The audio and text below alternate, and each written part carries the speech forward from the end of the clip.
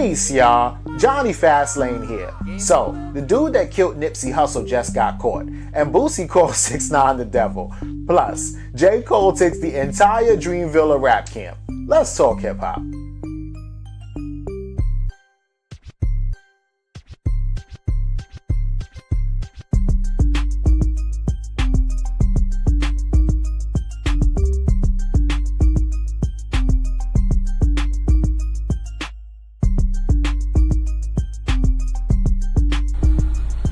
I work at a mental health facility.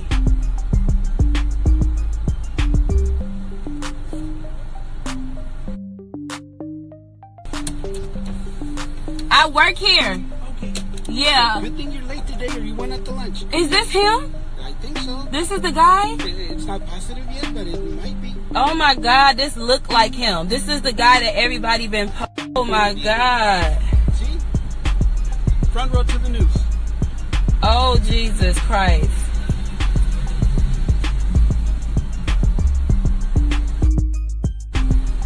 Oh my God, y'all. Yo, this is crazy, right? They caught the dude, right? So, yo, did y'all see how, like, she was typing "fuck the police" and then the guy walked out? That's just like, it was funny, right? But yo, so this is good, right? Yesterday I was saying, yo, let me tell y'all something, right? So the whole internet basically solved the murder for the cops and for the police, and they found out who the dude was, right? Eric Holder, aka Shitty Cuz. They had his address, they had everything, right? So I knew that they was gonna find him, right? So they didn't actually run down on him. They didn't go to his house or anything like that. I'm talking about the police. They didn't. What happened was Eric Holder ended up turning himself into a mental facility yesterday, right? So it turns out like this dude has been in and out of a lot of mental facilities within his life. Even though he's a grown ass, black man, he still suffers from mental illness, right? Also, he is a Crip. His name is Shitty Cuz. Real name Eric Holder, and he also was trying to be like some kind of failed rapper, right? Just a nigga from the hood that pretty much ain't got shit going on for him, right? So then he knows Nipsey Hussle, and he knows a lot of people in the hood, and apparently he got arrested and he might have snitched on somebody or something like that, and there was some paperwork on him that said he's a snitch, right? So he's around in the hood, in the parking lot in front of Marathon Clothing, and Nipsey sees him, right? He walks up to Nip and his boys, and basically this is Nip's hood, so he's chilling, he's comfortable, he's leaning on his own car, everything's all good, right?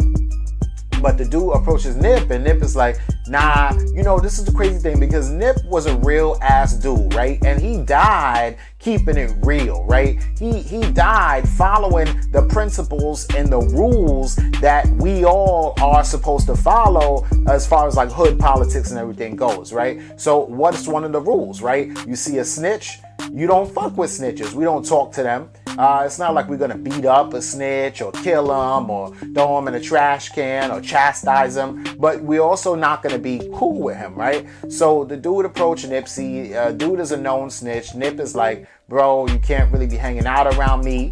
I can't be seen with snitches. You can't hang around my store. The dude says, nah, man, I'm not no snitch. And Nip goes, alright, cool. Well, if you're not a snitch, then, just come back, bring the paperwork. I'm here, I'm chilling. And, everything will be all good, right?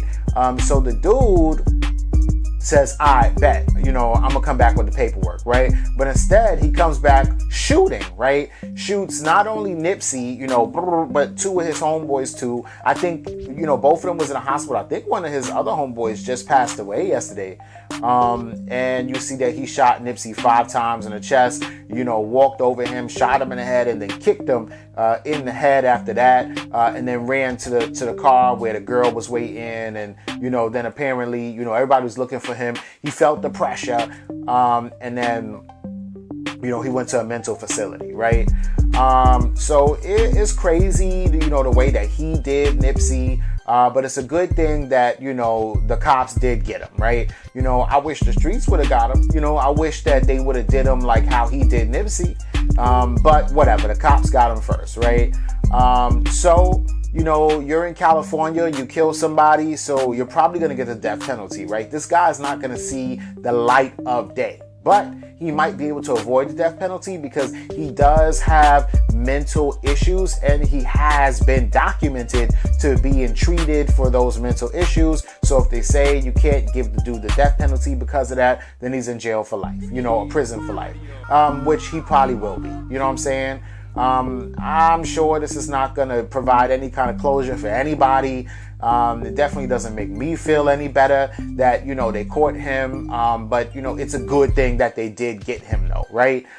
This little piece of shit, bitch ass, punk ass nigga, like, took a real one, a boss, a nigga that was changing things in the hood and in the community. By taking Nipsey Hussle's life, do you know how many lives you affected? You know what I'm saying? And you know, it's just a real tragic situation, but it's a good thing that they found the dude. So, let's see what happens. Let me know what y'all think about this. Tekashi, once you do something like that, you are the devil. So Boosie is talking, you know, straight facts, man. This whole situation is sad because it's like you never really thought that 6ix9ine was gonna do like all of this, right? And Boosie's not even talking about him telling on Shoddy and telling on Mel Matrix and all that stuff. He's talking about specifically, you know, Boosie telling on Kuda B. Right? Because Kuda B is the dude, you know, allegedly, and we don't even know, you know, whether this is true or not, but 6ix9ine says that he paid, you know, Kuda B to do something, right? To shoot at Chief Keef, right? So now, you know, Kuda B gets arrested, but he also gets released on bail, right? And it's funny because I was talking about this, you know, last week or whatever, but usually, you know, when they think that they got you and they think that you're guilty, they ain't releasing nobody on bail. You know what I'm saying? They denied 6ix9ine bail, Shoddy, Mel Murder, everybody, right? But they gave Kuda B bail, right? So one, they must not think that the severity of this, you know, is such a big deal. And then two, maybe he did it, maybe he didn't do it. You know what I'm saying? Hopefully Kuda B could get probation or something like that. But, you know, Boosie thinks that, and, you know, it's kind of right that this man, 6ix9ine, is the devil for putting an idea in your head saying, hey, man, I want to pay you to do a crime for me. And then telling the police that, hey, this dude did a crime. You know, Vlad, you know, kind of was talking to Boosie and said, that's like the equivalent of me selling you a kilo of coke and then calling the police and then telling them that you bought a kilo of coke from me so that you committed a crime. It's not the equivalent of that because it's not like 6ix9ine, you know, said, hey, Kuda B, shoot at this dude. And then when he did, then 6ix9ine just called the police and said, hey, he shot at me. 6ix9ine had to get arrested first and then was like, oh no, I'm not going to jail. Guess what I did? I paid the dude. You know, so Vlad's comparison is a little off. Vlad would have to get arrested first for having some cocaine and then say, look, man, instead of getting me, go get Boosie. He just bought a key for me. You know what I'm saying? So, you know, the whole situation is messed up. Either way you slice it, 6ix9ine is snitching. You know what I'm saying? Either way any way you look at it, any way you try to justify it, there's no justification for it. You know, 6ix9ine is snitching, right?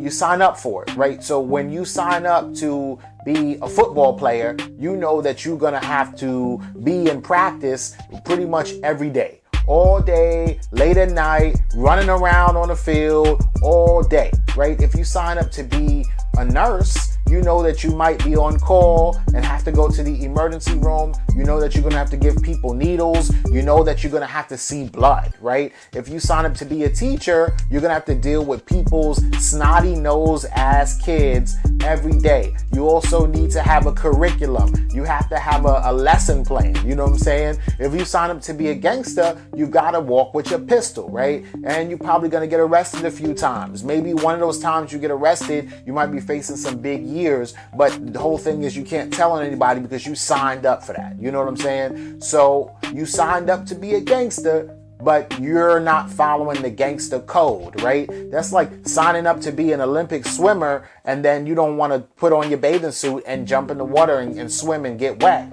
You want to be an Olympic swimmer, but keep all your clothes on and not swim. It just doesn't even make any sense, right? So, 6ix9ine really messed up. Boosie says that, how is he going to do that to his homeboy when his homeboy don't got enough, Kuda B don't got money like that. Kuda B is probably going to, blow trial and not, even beat it and end up going to prison for some years. Meanwhile, 6ix9ine comes back out here and is on the street doing music and everything like that. I don't think that 6ix9ine is going to be able to come back out and do music at all. You know what I'm saying? I think he may try, but he ain't gonna be able to do music no more. At least not in the US, man. Sad situation. Let me know what y'all think. Dreamville, J. Cole and all these dudes, they've been teasing this revenge compilation album mixtape thing for a minute now, right? So the situation is this, right? That J. Cole, he's got JID, Boss, a whole bunch of other artists that's on Dreamville, right? And they're supposed to be coming out with this dope ass compilation mixtape, right? Or album, right? And they've been talking about it forever, and I thought Middle Child was the first single off of it, but apparently it's not, because over the weekend they went to camp, a hip hop, a rap Dreamville, boot camp, right? And I used to be in the military, right? I used to be in the Air Force. So when you tell me boot camp, I'm thinking you laying on cots and everybody's in one thing, and then they blow the whistle. 6 o'clock in the morning, they get up. 6 o'clock in the morning, you got a drill sergeant telling you get up.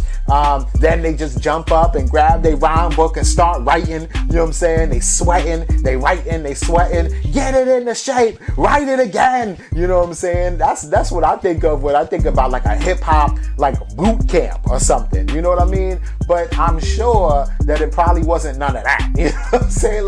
Boot camp means you focus on nothing but hip hop. You go run around. You ever see those weight loss camp shows they used to show on VH1 back in the day or whatever like that. That's what I think when I think about boot camp, but only it's for hip hop. So instead of getting up and running around in the tires, trying to lose weight, you get up and you're jogging while freestyling or something. I don't know. You know what I'm saying? And get your metaphors and your similes together. You know what I'm saying? But I think it's probably something different. I think that when they say hip hop boot camp or Dreamville boot camp, they probably mean hey, we all just gonna hang out at J. Cole's crib for the weekend, and we gonna kind of a meeting of the minds, you feel me? So it's we're just gonna get those creative juices flowing, right? If I wake up at 11 o'clock on a Saturday morning and I'm hearing music or something in 2 rooms down or across the hallway or something like that, and I'm getting excited. I'm an artist and I'm getting excited because usually I would wake up in my crib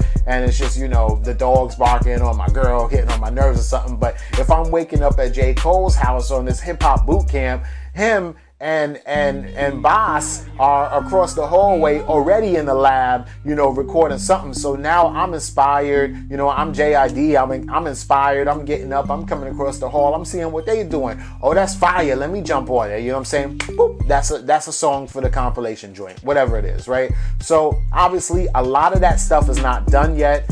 But they're working on it, or they were working on it now. They're saying that 90% of the stuff that they've recorded or that they've been kind of working on, that they're going to release it. So that's dope. You know what I'm saying? I'm looking forward to that.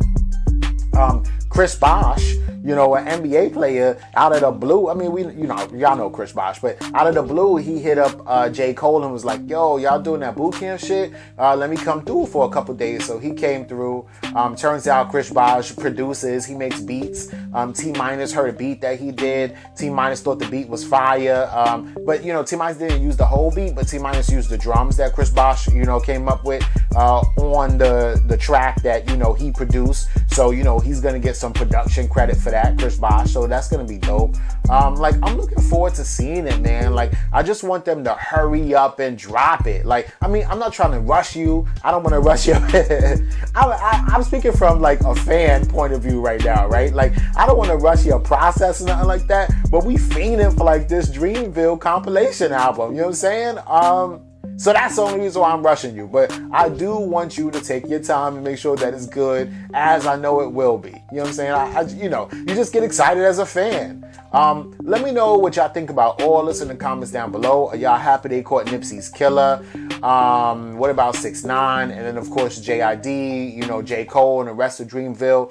Follow me at Jonny Fastlane. That's Jonny Fastlane at Instagram and Twitter. And y'all already know what to do. Peace.